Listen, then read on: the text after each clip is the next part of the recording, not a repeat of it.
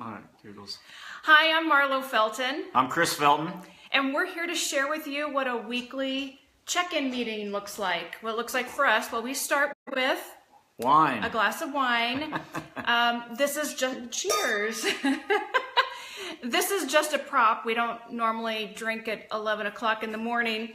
And no, we don't. I know. It smells good. It does smell good. It even smells good at 11 o'clock in the morning. I got too much to do. Anyway. We do have too much to do. But if you're just joining us, we're here to talk about the keys to having a successful weekly check-in meeting and what our check-in meetings look like on a weekly basis. There's 3 keys we're going to share with you today, and we're also going to share with you a link to access a free webinar where we go into more detail about the 3 common money mistakes that couples make and how you can avoid them. So we'll talk a little bit more about that. But we'll just dive right into the 3 keys to, or maybe there's 4 keys because we've already covered the first key, and that is good. A glass of wine. Cheap wine. Yeah, but if you're going to start a meeting, cheap wine, yeah, save the difference. Yeah. Buy cheap wine and invest the difference. Yeah, that's one of our keys. That's our motto. But seriously, we don't recommend that you drink a lot while you're having a planning meeting. It's just not a good idea. Maybe 1 glass just to get you relaxed. But anyway, so we'll start with diving into the 3 keys of a productive weekly check-in meeting. And the first one is going over our net worth, which we call our financial report card. Yep. Which is basically our net worth and our total money saved. And so I track those numbers and then I report that into Chris. And we go over that and then talk about where we're tracking. And so, you know, is it going up? Is it staying the same? Is it going down? We certainly don't want it going down. But in our program, the Ultimate Couples Wealth Blueprint, which I go into more detail in the free webinar, but in that program, I actually give you the spreadsheets that I use to figure out our net worth and our financial report card so that you can do the same thing. I think it's incredibly important, wouldn't you say? Well, yeah, and it's tied to our our annual meeting that we do December 31st. It's we set our where's our point A with our net worth and where's our point B that we want to be at towards the end of the year at December 31st, and then a lot of people do that and then they never look at it. And so, the fact that we check in on it, and I actually look at it every week, and I mean, we update it, it's important. And, your financial report card, I mean, that's one of the wealthiest mentors we've ever had in our life is, that's your report card. And what you focus on expands. And it's what's worked for us. It's not that we're super smart. It's just we focus. Well, I am. She is. We just focused on driving our net worth, and most people don't even know what it is. Right. And if you don't even know what it is, how are you going to grow it? Right. So what is your net worth? For those of you that don't know what it is, your net worth is basically all of your assets, money saved, equity in your home, things like that, minus your liabilities, your debt. And the number should be positive. So that's why it's important to track that number and not just your savings, because you could be growing your debt and your savings might not be catching up with it. So that's why that net worth number is really the truest indicator of where you're at. And some people, maybe their income increases, and so they have this false sense of having more money, but they're not saving enough money, and that net worth isn't growing. And so that can happen too. And that's why it's so important to really track that net worth number. Right. Well, yeah, and it's also 2 to 4% of people actually attain financial independence. And I was a CPA, and I didn't know what financial independence was until I started studying this. But it's basically, there's different ways, and you and I measured it back in the day. It can be a business that is paying you recurring income, and that covers your bills, and you work because you want to, not because you have to. It could be amount of money saved, or it's your net worth. And so if you drive your net worth to a certain level and you're like, that's going to pay me 3 to 4 to 5% a year off that net worth. And if that cash flow, if that covers your expenses, you have some, financial independence. So, Right. there's tracking the net worth, and then why are we even tracking it? And I think, all the thousands of people that you and I have talked to, very few just even know what it is. They don't track it, and they really never define financial freedom or financial independence. So how are you gonna hit something that you don't even know exists, or you're even Right. gonna aim at? Right. So if you're just joining us, I'm Marlow Felton, and this is my husband, Hi. Chris Felton.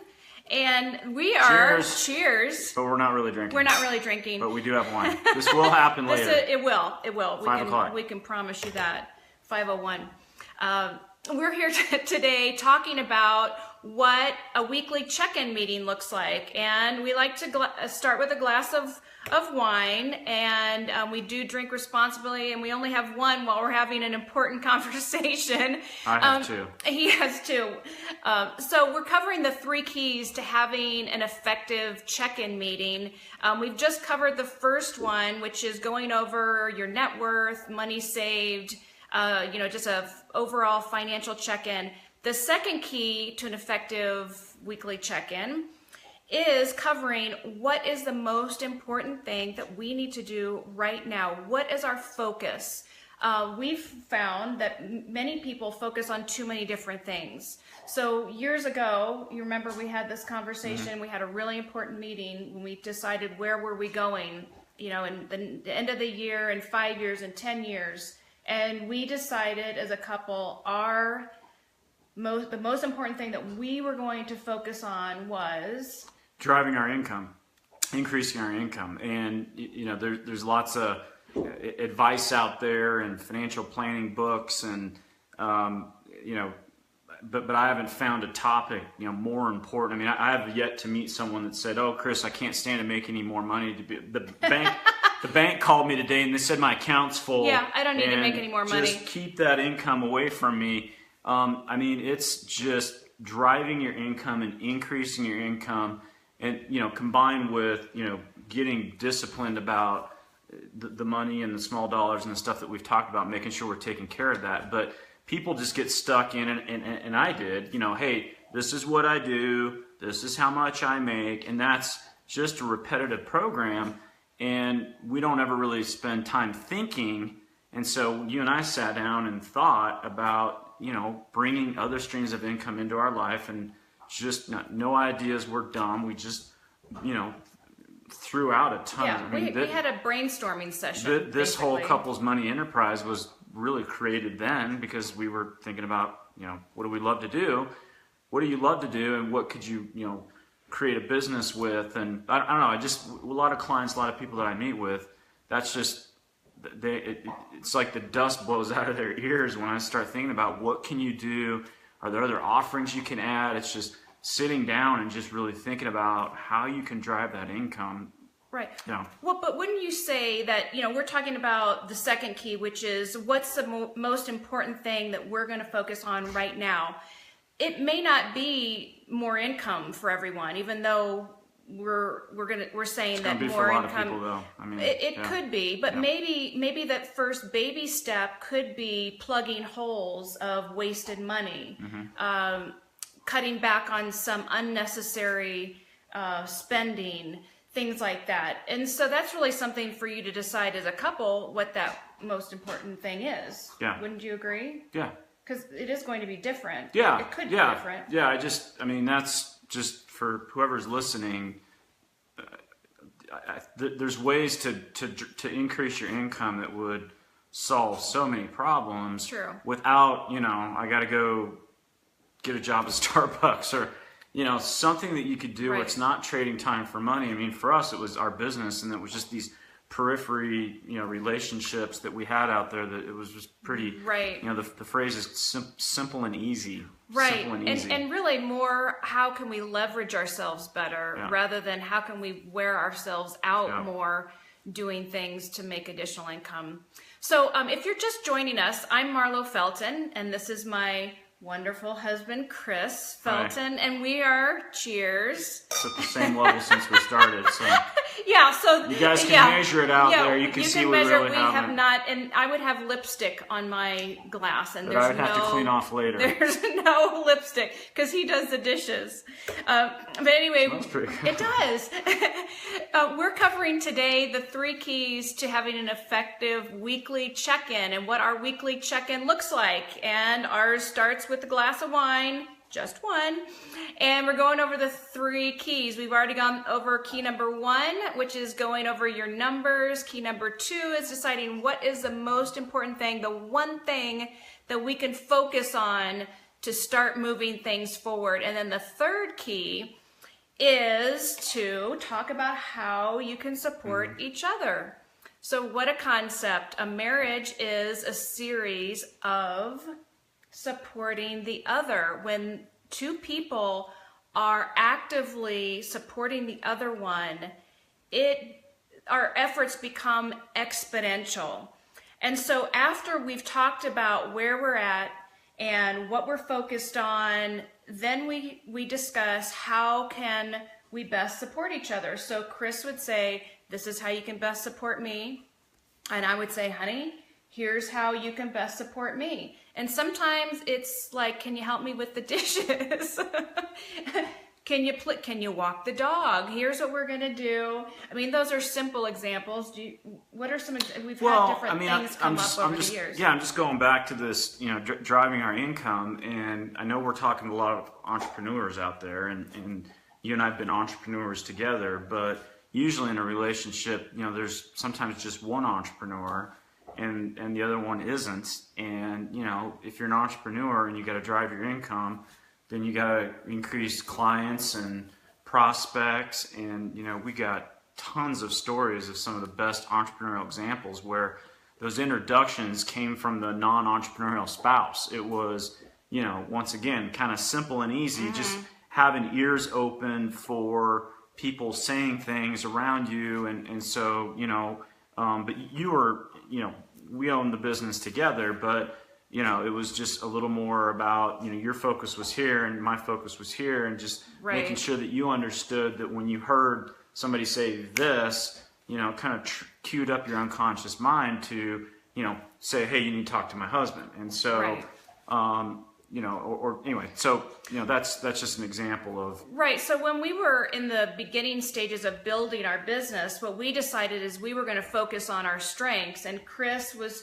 focusing on the building of our business, the recruiting, the mentorship, and I did a lot of the field training. So teaching our agents how to have financial conversations with clients, how to talk with clients, because that was my strong point.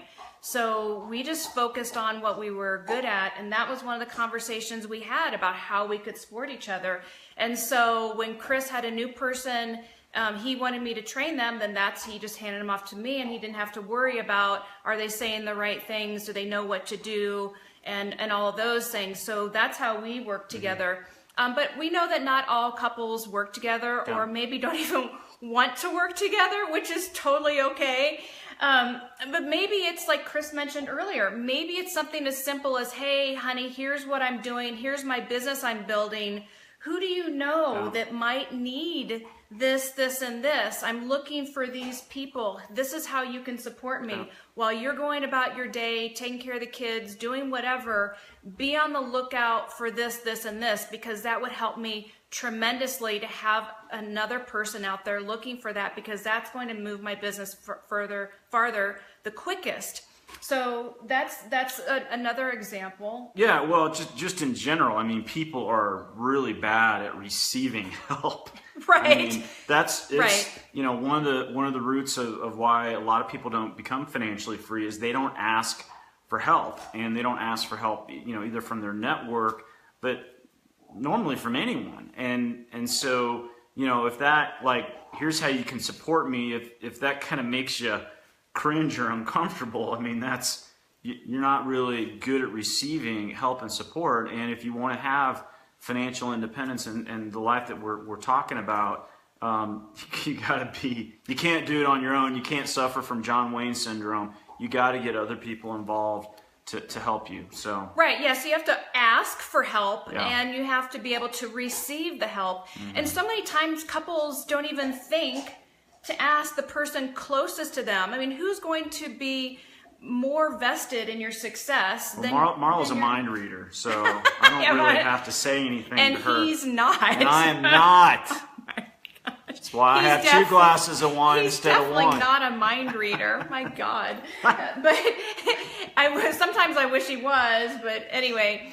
So yeah, we're not mind readers, except I can sometimes read people's minds, but does that scare you? That is But- way scary. But anyway, so yeah, and the person that's closest to us, they're going to have a vested interest to helping us succeed. So why not ask them for support? Figure out what that is and ask them, and then give the support in return. It's incredibly powerful. So if you're just joining us, I'm Marlow Felton. This is my husband, Chris. And we've just shared with you 3 keys to having an effective weekly check-in. Well, actually maybe 4 keys, because the first key is a glass of wine. That's what we start ours with, is just one. Keep smelling it. And then we've covered covering and updating your numbers, your net worth, your money saved.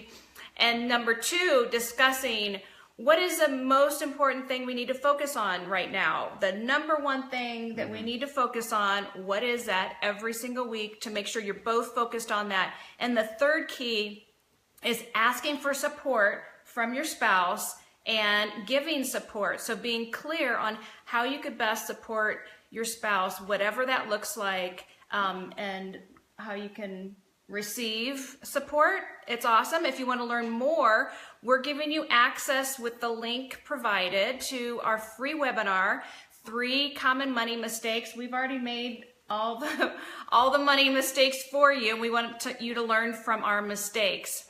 So that's an intro webinar of our 3 common money mistakes that you can access, and we dive into a little bit more information with you on that.